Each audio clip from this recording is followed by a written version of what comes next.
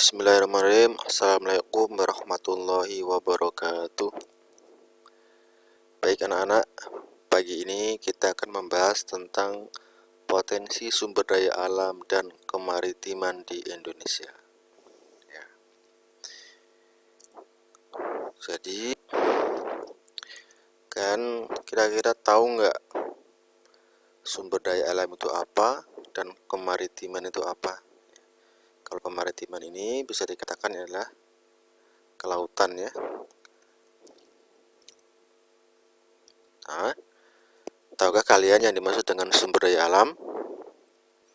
Tahu? Tidak tahu? Oke, kita bahas.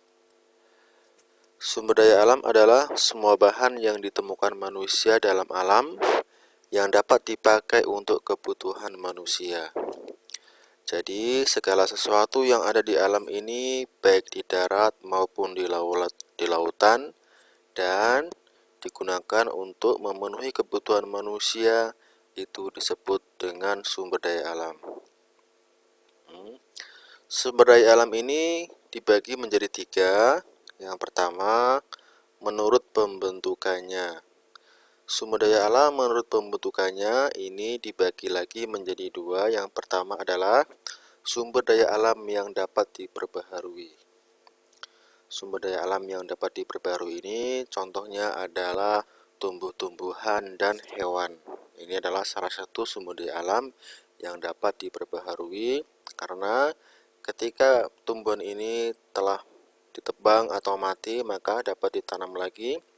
Begitu pula dengan binatang atau hewan, ketika binatang ini atau hewan ini telah dipanen istilahnya, maka dapat dilakukan pembibitan kembali. Ini salah satu sumber daya alam yang dapat diperbaharui. Kemudian yang kedua, sumber daya alam yang tidak dapat diperbaharui. Sumber daya alam yang tidak dapat diperbaharui ini contohnya adalah barang tambang seperti minyak bumi dan gas. Ini adalah sumber daya alam yang tidak dapat diperbaharui. Ini kalaupun seandainya dapat diperbaharui, maka ini membutuhkan waktu yang sangat lama sekali, bahkan mungkin waktunya ribuan sampai jutaan tahun. Karena untuk proses pengendapan batu bara ini atau minyak ini dan gas dan segala macamnya itu membutuhkan waktu yang sangat lama sekali. Ini adalah menurut pembentukannya. Kemudian menurut materinya. Sumber daya alam menurut materinya dibagi lagi menjadi 2. Yang pertama adalah sumber daya alam biotik. Apa itu biotik? Sumber daya alam biotik adalah sumber daya alam yang berasal dari makhluk hidup. Contohnya adalah binatang dan tumbuh-tumbuhan. Kemudian sumber daya alam abiotik. Sumber daya alam abiotik ini adalah sumber daya alam benda mati. Kita ambil contoh tanah, itu adalah salah satu sumber daya alam mati ya, menurut materinya itu tanah ini. Kemudian lautan, itulah benda mati. Dan yang terakhir, menurut letaknya. Sumber daya alam menurut letaknya ini juga dibagi lagi menjadi 2. Sumber daya alam di daratan. Ya, mungkin ini udah sangat familiar. Sumber daya alam di daratan itu apa aja? Tadi di awal sudah disebutkan sumber daya alam. Contohnya adalah tumbuh-tumbuhan atau pepohonan, itu adalah salah satu sumber daya alam di daratan. Kemudian aneka tambang, emas, batu bara dan minyak ini keberadaannya di daratan. Kemudian yang B atau yang selanjutnya, ini sumber daya alam di lautan. Sumber daya alam di lautan itu banyak sekali contohnya seperti ikan. Kemudian di lautan juga kita dapat mendapatkan emas, juga ada di lautan. Kemudian minyak lepas pantai, di situ ada juga sumber daya alam di lautan.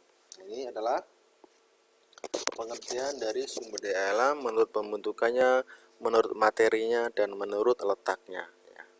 Sudah dimengerti? Oke, sudah dimengerti. Kalau sudah dimengerti, kita akan lanjut ke slide yang selanjutnya. Nah, Yang pertama akan kita bahas tentang sumber daya alam, potensi sumber daya alam di hutan. Mungkin pengertian hutan kalian sudah paham, hutan adalah kumpulan-kumpulan pohon yang sangat lebat dan di situ banyak sekali terdiri dari beribu-ribu pohon yang sangat menjulang tinggi dan tentunya aneka ragam hayati yang ada di dalamnya. Ini adalah hutan. Hutan di Indonesia ini adalah salah satu hutan terluas dengan posisi 9 besar di dunia. Ya, posisi besar 9 besar di dunia. Kalau dari hitung-hitungan peta ini, maka akan kita dapatkan bahwa komposisi jumlah hutan di Indonesia ini total dari daratan Indonesia yang seluas 1,9 juta kilometer ini, maka luas hutan di Indonesia ini sejumlah 52% dari total pulau yang ada di Indonesia. Jadi bisa dikatakan bahwa hutan yang ada di Indonesia sangat luas sekali dan ada sekitar 4.000 aneka macam pohon-pohonan yang ada di Indonesia. Dan sekitar 132 diantaranya adalah pohon-pohon yang bernilai sangat tinggi. Nah, dan hutan-hutan yang ada di Indonesia ini rata-rata terbanyak ini ada di pulau-pulau wilayah timur Indonesia. Kita akan melihat di Irian Barat atau di Papua ini banyak sekali pohon-pohon yang terkenal di Irian Barat atau di Papua. Ini ada yang namanya kayu kering, meranti, dan agatis. Nah, ini adalah pohon-pohon yang berkualitas bagus yang ada di Papua.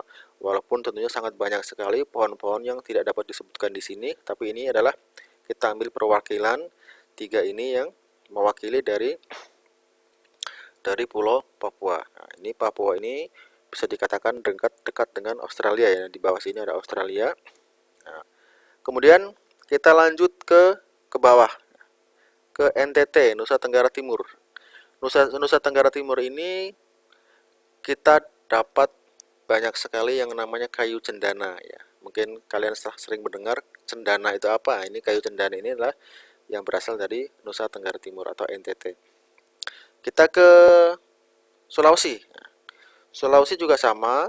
Ini ada kayu mering, meranti, dan agatis sama dengan yang ada di Pulau Papua. Nah, kemudian di Kalimantan kita banyak mendapatkan yang namanya rotan. Walaupun di sini banyak sekali pohon-pohon yang tidak dapat disebutkan, tapi kita ambil satu, rotan. Rotan ini banyak terdapat di Pulau Kalimantan dan Pulau Sumatera. Kemudian kita ke Pulau Jawa terakhir. Ini Pulau Jawa itu adalah salah satu pulau terpadat di Indonesia ya. Di sini itu luas hutannya udah sangat kecil sekali karena mungkin sudah beralih fungsi menjadi pertanian, bahkan mungkin pemukiman banyak sekali di Pulau Jawa ini. Jadi hutan-hutan yang ada di Indonesia ini rata-rata terpusat di antara 40 besar ini. Pertama adalah Sumatera ini, kemudian ini Borneo atau biasa ketemu dengan Kalimantan, kemudian Sulawesi dan Papua dan pulau-pulau kecil lainnya. Nah, di Pulau Jawa kita dapatkan di sini ada yang namanya kayu jati. Kayu jati ini adalah khas dari Pulau Jawa. Kayu jati, kemudian rumala dan akasia. Oke, ini ya. Ini adalah salah satu potensi sumber daya hutan yang ada di Indonesia. Banyak sekali yang tidak dapat diungkapkan di sini, tapi ini adalah salah satu perwakilan yang dapat kita sampaikan di sini. Baik, saya cukupkan waktunya. Kita pembahasan dengan sumber daya hutan. Ntar minggu depan kita akan membahas tentang sumber daya yang ada di lautan dan yang lainnya. Baik, kita cukupkan materi pagi ini. Kita tutup dengan bacaan hamdalah dan doa kifaratul majlis. Alhamdulillahirabbil subhanakallahumma wa bihamdika asyhadu an la ilaha illa anta astaghfiruka wa atubu ilaik. Akhirul kalam wabillahi taufiq wal hidayah. Assalamualaikum warahmatullahi wabarakatuh.